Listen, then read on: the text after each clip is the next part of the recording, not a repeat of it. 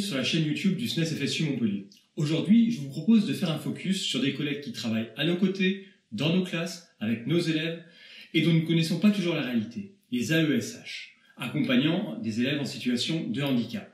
Pour cela, petit retour en arrière sur les origines de ces personnels précarisés par les déficiences de l'État. La prise en compte du handicap dans toute la société fait l'objet d'une loi votée le 11 février 2005 où il est écrit, entre autres, « La personne handicapée a droit à des compensations des conséquences de son handicap, quelle que soit l'origine et la nature de sa déficience, son âge ou son mode de vie. » La loi handicap réaffirme en outre le principe d'accessibilité généralisée, quel que soit le handicap, qu'il soit physique, sensoriel, mental, psychique, cognitif ou polyhandicap. L'obligation d'accessibilité comprend toute la chaîne de déplacement sans rupture. Dans le champ de l'éducation, la loi du 11 février 2005 pose le principe du droit à la scolarité de tout enfant ou adolescent handicapé dans l'établissement scolaire le plus proche de son domicile. Et l'État s'oblige à mettre en œuvre les moyens financiers pour réaliser justement cette scolarisation. Dans l'absolu, cette loi résout les difficultés liées aux situations handicap puisque l'État s'engage à mettre les moyens nécessaires pour l'inclusion de tous les élèves handicapés. C'est dans ce contexte qu'est apparu le métier d'AESH, les accompagnements en situation d'élèves en situation de handicap. Mais derrière le paravent de la loi, quelle réalité? Aujourd'hui, la réalité, elle est triste, très triste. C'est que l'accès de tous les handicapés n'est pas une réalité. Derrière les textes de loi, les budgets n'ont jamais suivi. Si bien que l'accessibilité n'est pas une réalité partout, et pire, les conditions de scolarisation sont souvent déplorables. Dans la loi, un AESH devrait avoir un élève en situation de handicap à temps complet et uniquement pour un élève pour pouvoir assurer le véritable suivi de l'élève dans et en dehors de la classe. Mais faute des moyens nécessaires, eh bien un AESH a souvent la responsabilité de 2, 3, 4, 5, voire 6 élèves avec lesquels il doit composer, jongler selon un emploi du temps qui n'est ni au service de l'élève, ni au service de l'AESH. Et d'ailleurs, pour gérer cette pénurie d'AESH, le gouvernement a été inventif avec la création des PIAL, pôles inclusifs d'accompagnement localisés, qui sont chargés de répartir les AESH en fonction des besoins. Dans cette gestion à la minute, un AESH peut jongler sur plusieurs lieux, sur plusieurs degrés, et ainsi accompagner le matin un élève de CP handicapé et l'après-midi intervenir dans un lycée auprès d'un élève avec un handicap complètement différent. Pire, les AESH n'ont même pas droit aux frais de déplacement, puisqu'il suffit que les deux établissements soient dans le même PIAL pour que l'AESH n'ait droit à rien du tout et doivent payer à ses frais les frais d'essence qui sont démesurés en ce moment. En bonne gestion ultralibérale, au lieu de mettre les moyens en adéquation avec les besoins, le gouvernement crée l'illusion qu'il met les besoins en adéquation avec les moyens. Depuis cette année, en raison des PIAL, les notifications MDPH ne mentionnent même plus le nombre d'heures d'accompagnement que doivent avoir les élèves, bien que cela ne soit pas réglementaire. L'administration profite de la méconnaissance et de la détresse des familles en difficulté pour limiter les droits des élèves handicapés. Un véritable scandale. Pire, des enfants voient leur accompagnement à AESH baisser parfois de moitié d'une année à l'autre sans que les parents ne soient même prévenus. Et on explique que c'est pour des nécessités de service. Vive les PIAL. Mais pourquoi ne pas recruter plus d'AESH? Alors le premier élément, c'est que les budgets sont limités, et donc le potentiel de recrutement l'est aussi, bien en deçà des moyens nécessaires. Le deuxième élément, c'est que malgré la création récente d'une grille indiciaire qui n'est pas respectée partout, la rémunération demeure extrêmement faible. Et ce, d'autant plus que les AESH sont systématiquement recrutés sur des temps partiels imposés de 20 à 24 heures qui rémunèrent une rémunération indigne pour un travail colossal.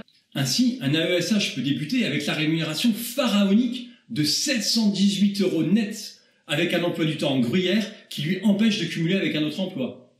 Par ailleurs, le handicap regroupe des régularités très diverses, des centaines de pathologies auxquelles les AESH ne sont absolument pas formés. Et en admettant que les rectorats mettent en place 2 à 3 formations différentes par an, ce qui est loin d'être le cas partout, les besoins réels des AESH sont à des années-lumière de la peau de chagrin du plan académique de formation. Les AESH doivent donc se former par eux-mêmes, sur leur temps libre, pour tenter de répondre aux besoins des élèves qui leur sont confiés. Et comme l'administration se contente de faire du quantitatif, un AESH peut très bien se retrouver à devoir gérer dans la même classe, puisque pour des raisons pratiques, certains chefs d'établissement entassent plusieurs élèves handicapés dans la même division, un élève malvoyant d'un côté et un autre élève autiste. Pire, avec les effectifs qui débordent dans tous les établissements scolaires, avec les politiques de suppression de postes des enseignants, les AESH doivent parfois commencer pour trouver une chaise, pour s'asseoir dans la salle, parfois au détriment de la sécurité, avant même de pouvoir remplir leur mission de suivi, qui peut s'avérer être la canalisation de l'élève selon son handicap. Dans ces conditions, sans surprise, les candidats ne se bousculent pas. Malgré des contrats de 3 ans renouvelables, avec la perspective d'un CDI à temps partiel imposé au bout de 6 ans, l'indigence du salaire au vu des temps partiels imposés empêche les volontaires de se projeter vers un métier pérenne. Concrètement, les enfants les plus fragiles se retrouvent les moins bien lotis, abandonnés à leur triste sort dans la grande compétition néolibérale qui vérifie régulièrement que les plus forts l'emportent systématiquement sur les plus faibles. Pierre Joliot-Curie, une société n'offrant comme perspective qu'une compétition sans merci où les soi-disant meilleurs gagnent en écrasant les plus faibles et les moins combatifs, ne me semble pas porter l'espoir d'un avenir particulièrement radieux. Face à cette situation qui s'avère misérabiliste, où les plus en difficulté du système scolaire, faisant déjà face à un handicap, sont traités avec le plus grand mépris, quelles revendications pour les AESH au SNES-FSU? Aujourd'hui, le SNES-FSU demande l'application véritable de la loi du 11 février 2005. Il faut mettre tous les moyens nécessaires à la scolarisation de tous les élèves handicapés. Il faut donc recruter de toute urgence des centaines d'AESH de telle manière que chaque élève qui en a besoin ait un AESH avec lui, à temps complet et en dehors du temps scolaire pour l'aider à progresser dans sa scolarité. Par voie de conséquence, il faut cesser les contrats à temps partiel et ne proposer que des contrats à temps complet avec une rémunération largement revalorisée. Il faut un statut pour les AESH et que cette fonction précaire devienne un métier de la fonction publique d'État avec une véritable carrière. Il faut une formation de qualité, incluse dans le temps de travail pour les AESH, de manière à répondre aux besoins précis de l'élève dont ils ont la responsabilité. C'est à ce prix que l'on pourra organiser la réussite de tous les élèves. Il faut donc un investissement massif dans la formation des AESH pour répondre à toutes les pathologies. On n'accompagne pas de la même manière un élève déficient visuel qu'un élève atteint du syndrome de la Tourette. Avec les AESH, nous demandons des moyens pour fonctionner, au service de la réussite des élèves et pour améliorer les conditions de travail et de vie des personnels qui endossent ces missions. Mobilisons-nous tous ensemble le 19 octobre. Alors cette vidéo est maintenant terminée, donc si vous l'avez appréciée, n'hésitez pas à la partager, à la liker et à nous abonner à notre chaîne qui fait régulièrement des vidéos sur le sujet de l'éducation. Et puis, comme nous ne vivons que de cela, eh bien, n'hésitez pas à suivre le lien en dessous pour vous syndiquer.